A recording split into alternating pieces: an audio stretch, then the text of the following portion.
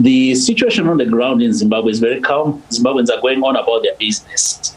What we have seen, as I articulated in the statement that government released yesterday, is very old pictures and footage that's being circulated and recycled. Recently, we've seen images of a young man who was taken in. The courts forced the government to produce him, and he suddenly appeared tortured with kidneys failing. This happened in the last week, Mr. Mangwana. I have seen the same images, quite some horrific images. But then we have said it clear that we are dealing with what is called atrocity propaganda, where some teams which have nothing to do with the state, which are not related to the state, to the government of Zimbabwe, are doing certain things in order to malign the government of Zimbabwe.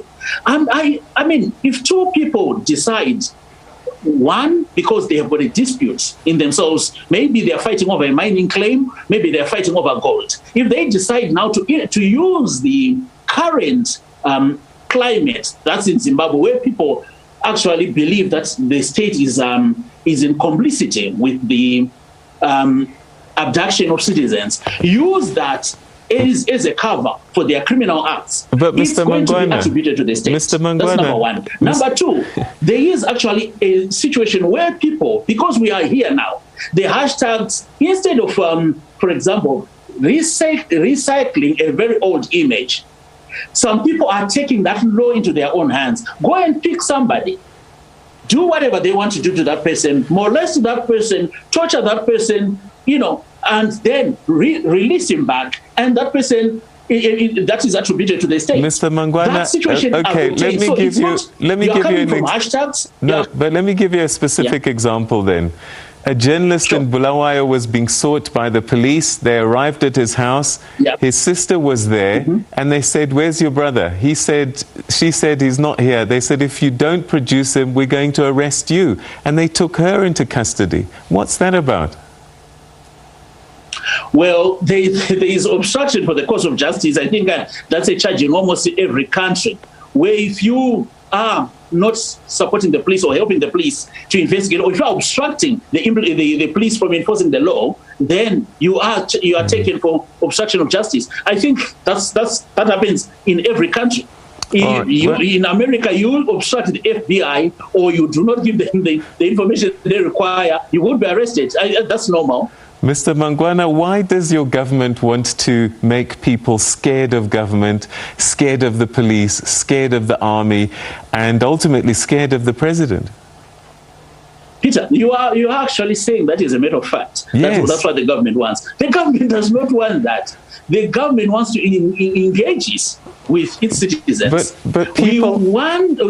elections are won by convincing people. We want a total buy-in by the citizenry. That's the only way we can build this country. We are not going to build this country from a scared populace. So definitely there's no effort or policy to cow the population of Zimbabwe. Absolutely none.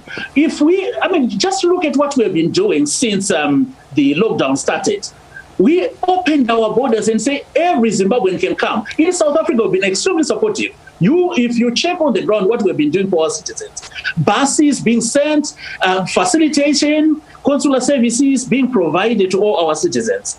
That's the kind of empathetic government that we have, rather than a government which is being portrayed out there as trying to cow people into submission. No, absolutely not. There's nothing like that. Mr. Mangwana, you're being accused of taking away people's freedom of expression, that they can't say what they want. Cabinet just approved now a new law banning campaigning against the country. And surely people can say, we don't like our government, we want our government to go.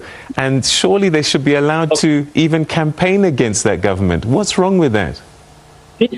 Peter, let's address two things.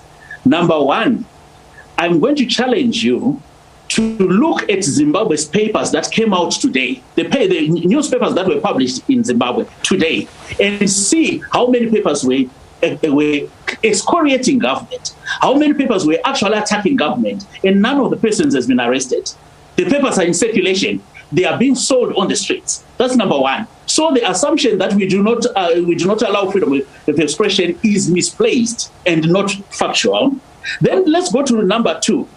The issue of campaigning, the law, it hasn't been passed, but the law that's proposed is not for criticizing the government. It's for undermining the country. That is the law that is in America, the Logan law.